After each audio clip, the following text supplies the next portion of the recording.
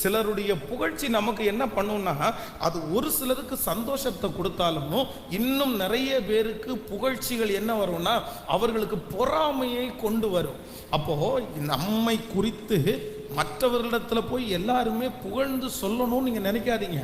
அதற்காக ஆசையும் படாதீர்கள். ஏனென்றால் ஒரு விதத்துல உங்களுக்கு வந்து அது பிடிக்கிறதா இருந்தாலும் அது பெரிய ஆபத்து. அப்ப அந்த ஸ்திரீகள் ஆடி பாடுகையில் சவுல் கொன்றது 1000, தாவீது கொன்றது 10000 என்று இவனை புகழ்த்தின உடனே இவனுக்கு என்ன வந்துச்சு அப்படின்னு சொன்னா, சவுல் ராஜாவுக்கு தாவீதின் மேல பொறாமை வந்துருச்சு.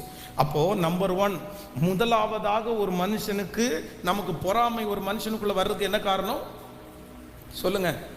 முதல்ல ஃபர்ஸ்ட் நம்பர் 1, முதலாவதாக ஒரு நபருக்கு நம்மேல் பொறாமை வருகிறதுக்கு என்ன காரணம்னா, அவர்களுக்கு எல்லாமே இருந்தும் அவர்களால பண்ண முடியாததை